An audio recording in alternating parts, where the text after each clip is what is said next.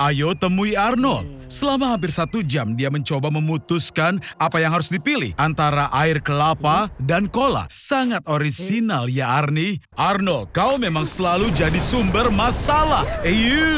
Itu terlihat sangat buruk. Kau perlu masuk rawat inap segera. Kau tidak akan berhasil sampai rumah sakit. Jantungmu bisa berhenti. Kau memerlukan transfusi darah darurat untuk menjaga tekanan dalam sistem peredaran darahmu itu. Selama Perang Vietnam, infus kelapa kadang-kadang digunakan untuk mengobati yang terluka. Hebatnya, air kelapa sangat mirip dengan plasma darah manusia. Jadi, apa yang kita punya? Cola? Baiklah, ayo mulai kerjakan. Tapi pertama kau harus membuang semua gasnya. Jika gas yang terkandung dalam minuman masuk ke dalam pembuluh darah, itu benar-benar akan meledakkanmu dari dalam. Cola mengandung gula, glukosa. Ini adalah sumber energi cepat yang sempurna dan memungkinkanmu untuk benar-benar jadi bersemangat. Ini terlihat berfungsi. Cola telah mengalir dalam tubuhmu. Tapi penampilanmu sedikit berubah, sobat. Bahkan rambutmu jadi berubah warna. Tapi di sisi lain, kau akan menjadi tamu yang paling disambut di pesta anak-anak manapun. Dengan begitu banyak kafein dalam cola mengalir melalui pembuluh darahmu, kau hanya perlu tidur setiap 3 hari sekali. Sekarang kau punya lebih banyak waktu daripada orang biasa. Lagi pula, bahkan atlet profesional pun minum cola untuk mendapatkan energi yang cepat. Dan kau selalu bisa mendapatkannya dengan mudah di supermarket terdekat.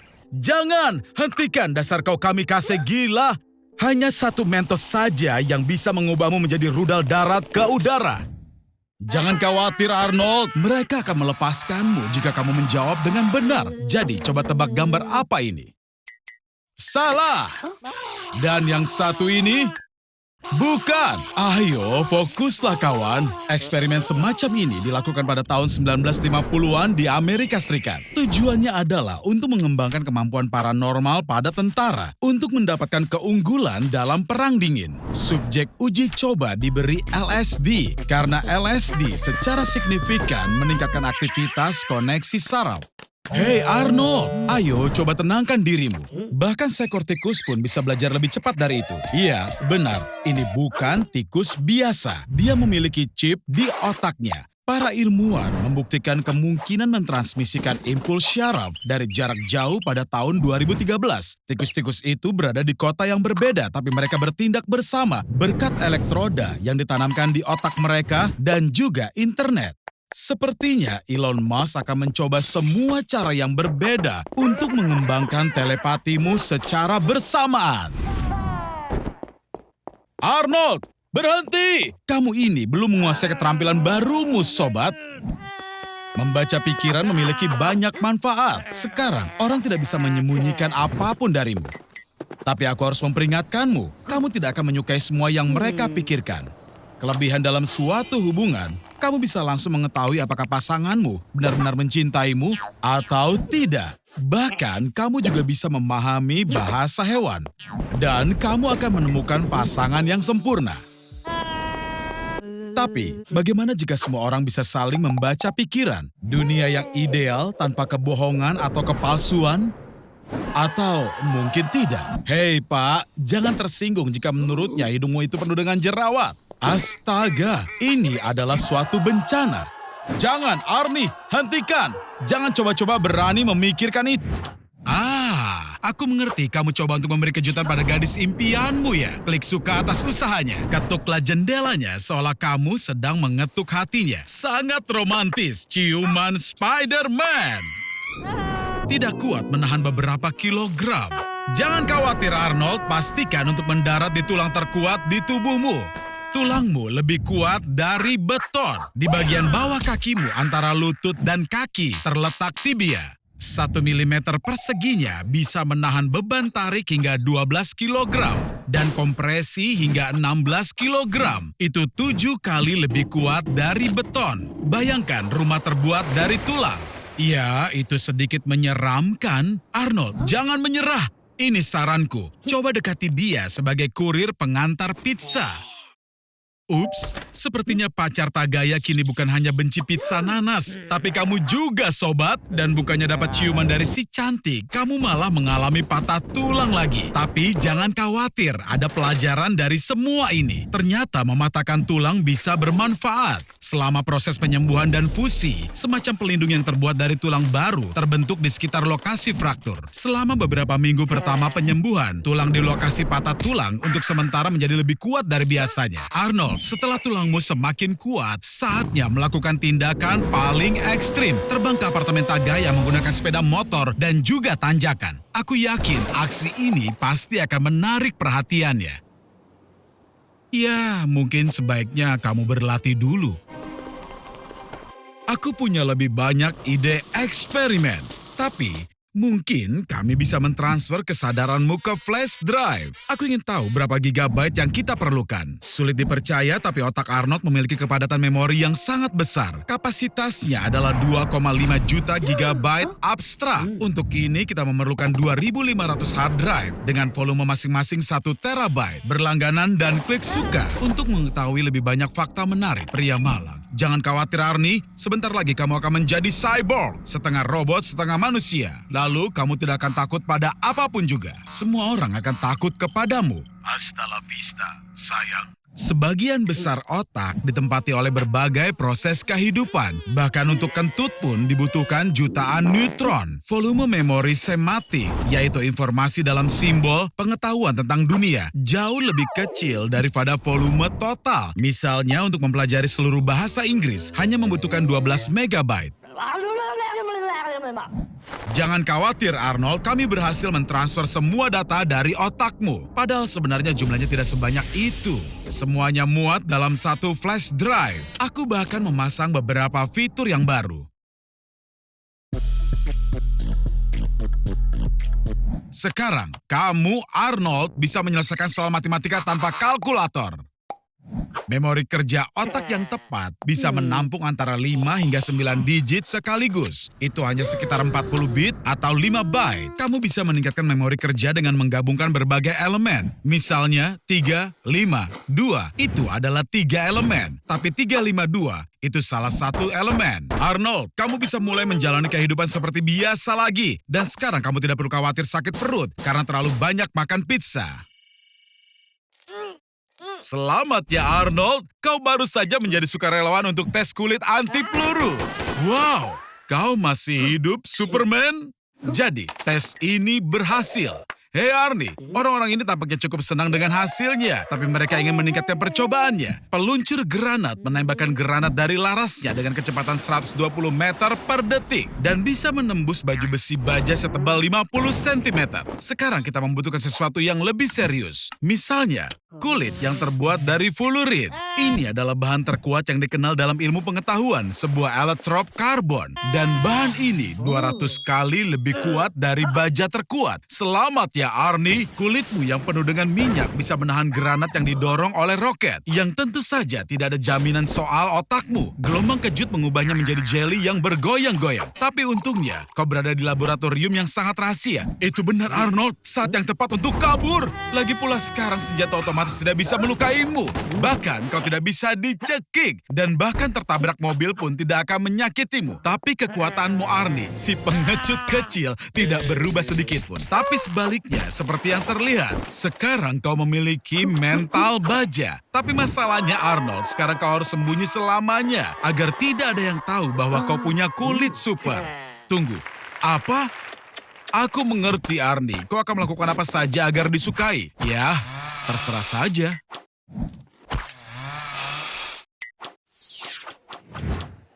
Jadi, sekarang ini kamu mau bulking ya? Kurang ajar sekali mereka. Arnold, tunjukkan betapa berharganya dirimu. Wah, Arnold, tekanan darahmu belum pernah setinggi ini sebelumnya. Hati-hati, tekanan darah tinggi bisa mempengaruhi pembuluh darah di matamu dan penglihatanmu itu bisa hilang. Biasanya ini hanya bersifat sementara. Mungkin, tapi untuk pulang dengan selamat sekarang, kamu butuh anjing pemandu.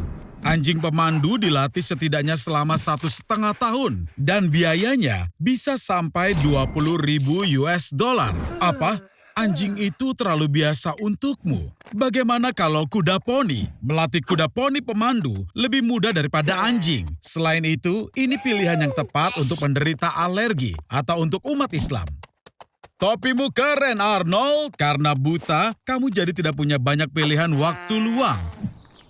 Jadi, dengarkan musik dan bersantai.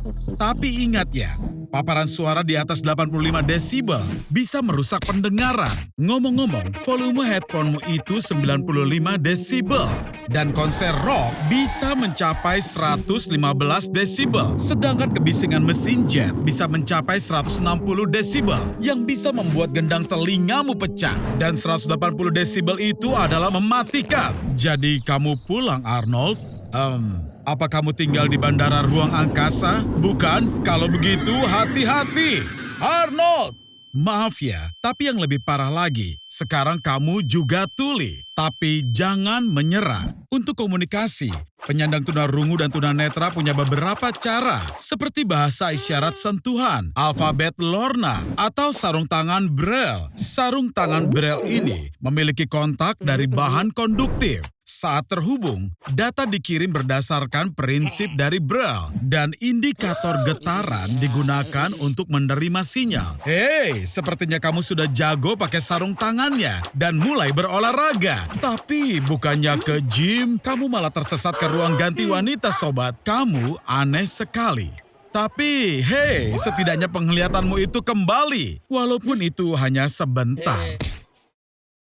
Sepertinya asrama kampus, bukan universitas terbaik. Wah, Arnold, sepertinya kau bisa menjadi superstar dalam serial reality yang baru. Bagaimana mereka bisa mendapatkan file tentang kalian semua? Astaga naga, sepertinya mereka membawamu ke sini karena kesalahan. Apa yang mereka inginkan dari kalian semua? Oh, aku tidak suka ini sama sekali. Arnold, apa kau tidak bisa tidur?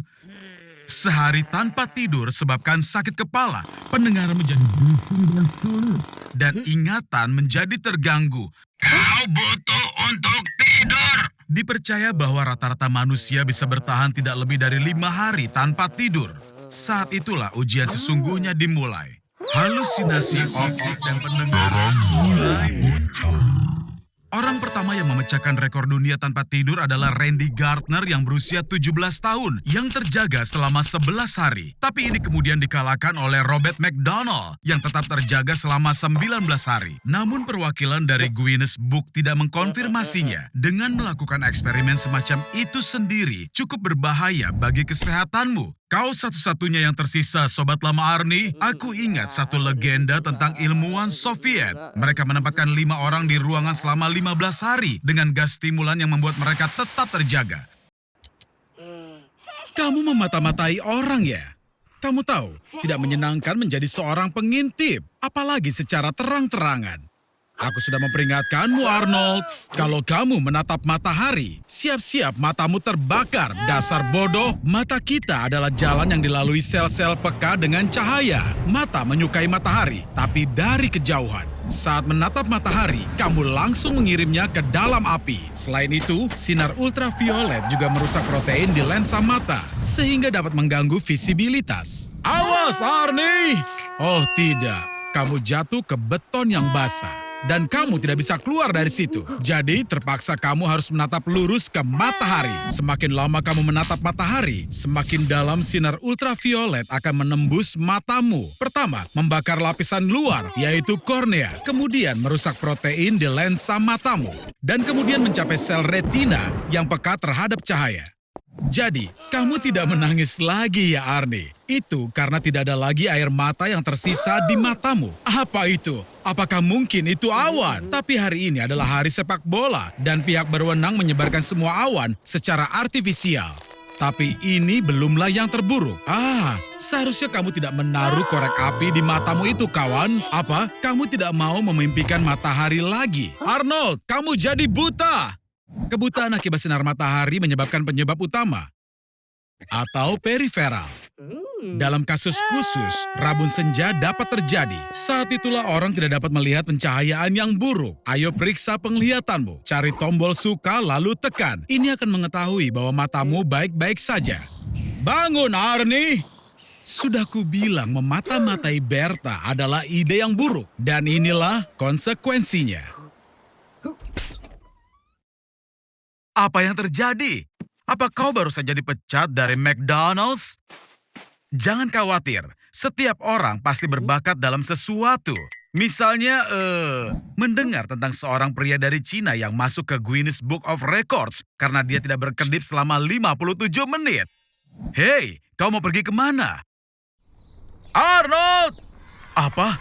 Kau memecahkan rekor? Caranya? Kau menempelkan kelopak matamu dengan lem? Ya ampun, itu benar-benar berbahaya. Karena berkedip diperlukan untuk melumasi matamu dengan cairan. Kelenjar lakrimal kita mengandung antibodi, lysozyme, dan elektrolit. Tanpa itu, matamu akan menjadi tidak berdaya. Jadi, aku khawatir kau tidak akan bisa mengagumi rekormu terlalu lama lagi. Partikel terkecil di udara akan mulai menempel di mata dan menggoresnya. Selain itu, semakin lama kau tidak berkedip, semakin lama kau menginginkannya. Arnold, ada satu rahasia. Berkedip memiliki fungsi lain. Dia membagikan informasi yang kau terima dan memperbarui perhatianmu. Ini berarti semakin banyak hal menarik yang kau lihat, semakin sedikit keinginanmu untuk berkedip. Cobalah untuk mengalihkan perhatianmu dengan sesuatu yang menenangkan. Iya, seperti film jadul hitam putih yang bagus akan berhasil. Ada 3 jenis air mata, refleks, emosional, dan basal. Karena matamu kering, kelenjar air mata berusaha mencari kekurangan cairan kelembapan. Tapi filmnya juga tidak jelek. Oh tidak, siapa yang menyangka film itu akan ada ledakan nuklir di dalamnya? Arnold, bagaimana perasaanmu? Cahaya terang menyakiti matamu, penglihatanmu memburuk. Ini adalah tanda-tanda konjungtivitis. Ini perlu dirawat dengan benar. Itu pasti tidak akan sembuh dengan sendirinya. Hati-hati saat membaca petunjuk obat Arnold. Dengan penglihatan +5, sangat sulit untuk membaca dari dekat. Tapi dengan miopia di -5, kau akan punya masalah dengan melihat objek di kejauhan. Para wanita, hentikan! Dia itu matanya buta! Arnold, bangun! Sepertinya kau dipukuli oleh penjaga keamanan apotek dan kau kehilangan semua barang bawaanmu.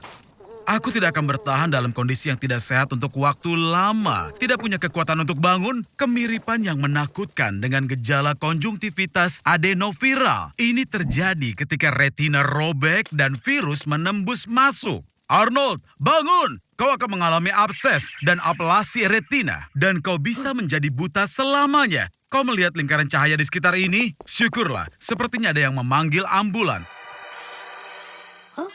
Selamat ya, kamu berkesempatan menjadi orang pertama yang berhasil mengkloning. Masuk ke dalam mesin, Arnold. Apa mungkin terjadi kesalahan? Sekarang mari kita lakukan sedikit pengujian.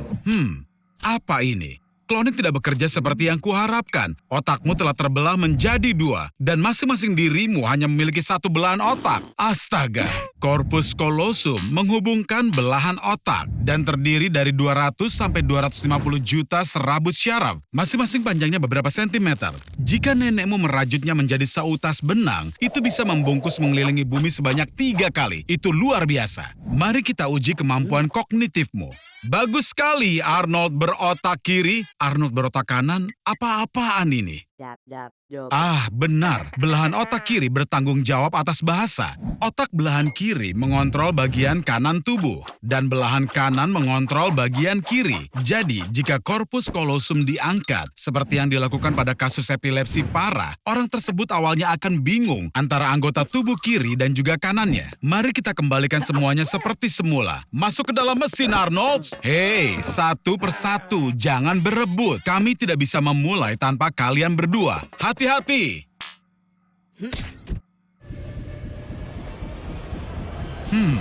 Tampaknya macet. Tunggu sebentar, sobat. Sebagian besar area otak di kedua belahan otak terduplikasi. Oleh karena itu, jika salah satu belahan otak dihilangkan, atau jika seseorang dilahirkan hanya dengan 1 belahan otak lainnya bisa menggantikan fungsi belahan otak yang hilang tersebut. Dan orang tersebut bisa menjalani kehidupan normal sepenuhnya. Jadi, bagaimana rasanya, Arnie? Apa itu jari Arnold yang satunya?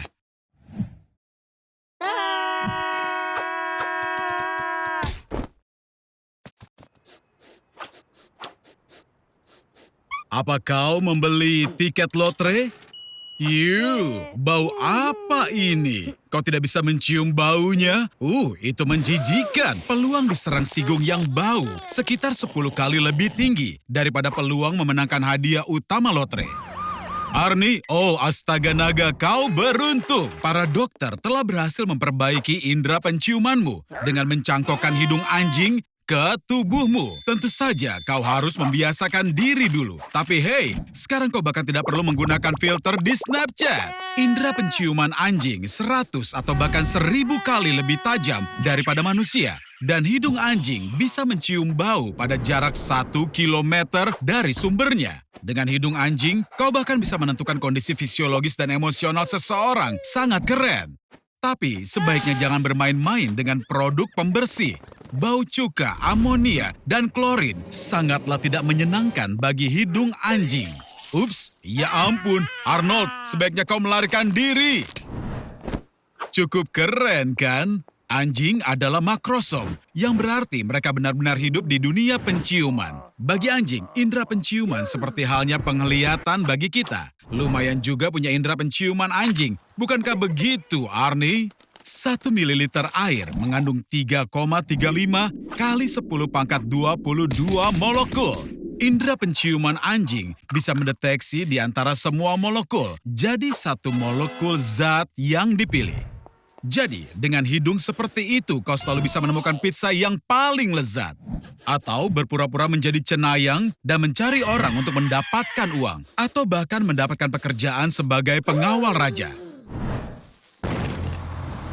Ini dia Gertrude dan Arnold. Babi kecil ini sedikit lebih pintar dibanding Arnold. Tapi bukan karena ada chip Neuralink di otaknya. Tapi karena dia datang ke sini menggunakan bus. Tidak seperti orang bodoh berambut merah kita yang memarkirkan mobilnya pada mafia seharga $50 per jam. Pada konferensi ini, Elon Musk akan mendemonstrasikan proses pemasangan microchip canggih ke otak monyet-monyet kecil yang lucu ini. Dan di masa depan, ke otak manusia. Arnold, berhenti menggoda primata itu dengan kuncimu. Benar kan? Bagus. Ya, kau sudah diperingatkan, kawan.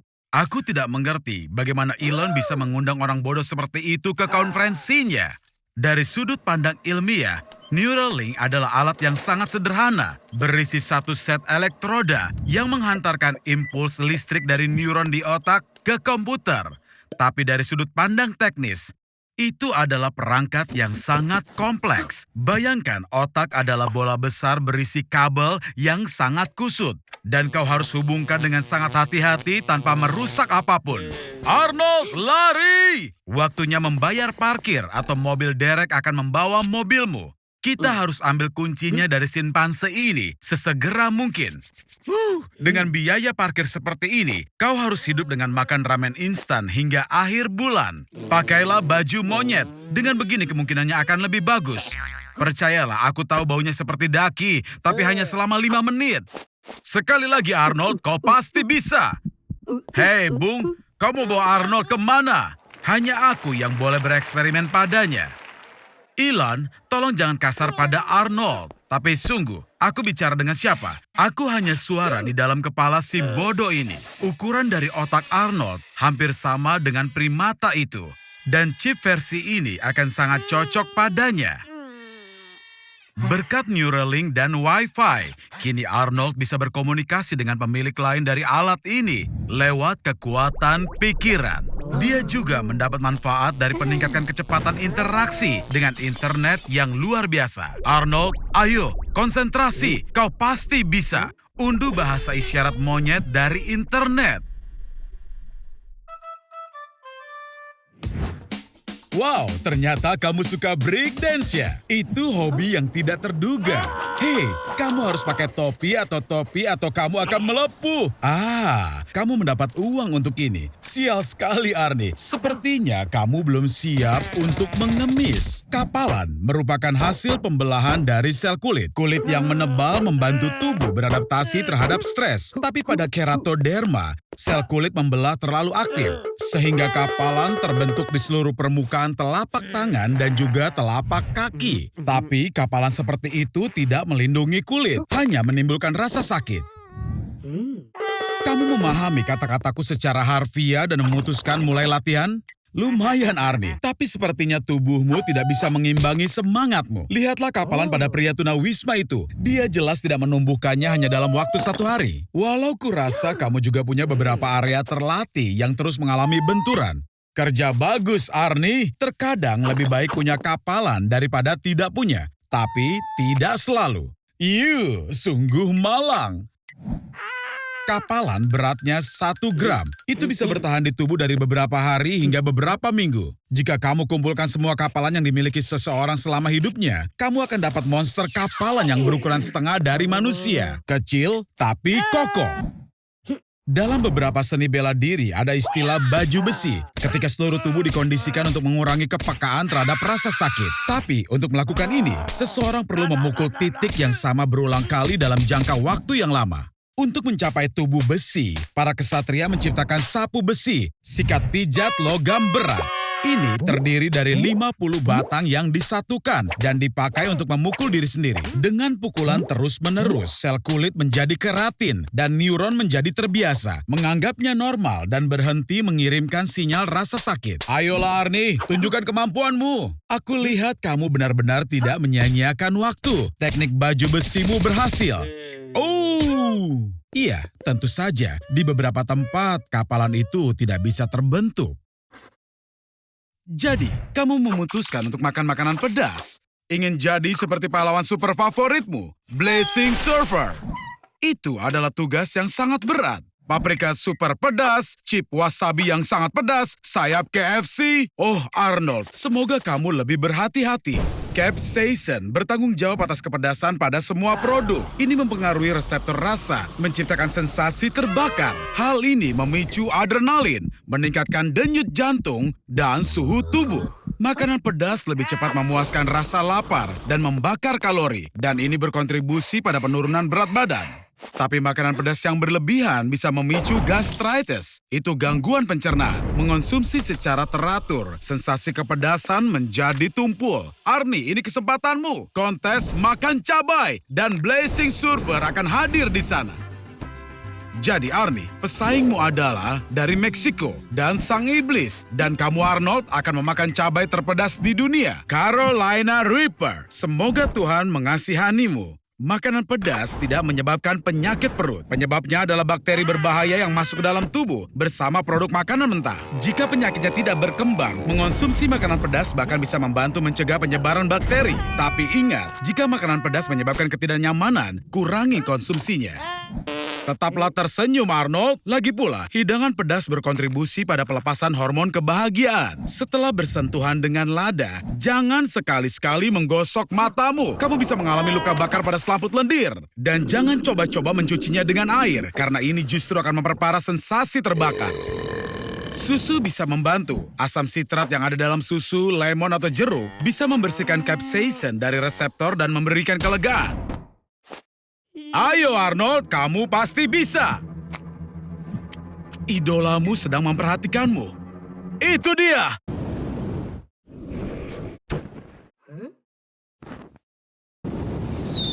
Kamu menang Arnold.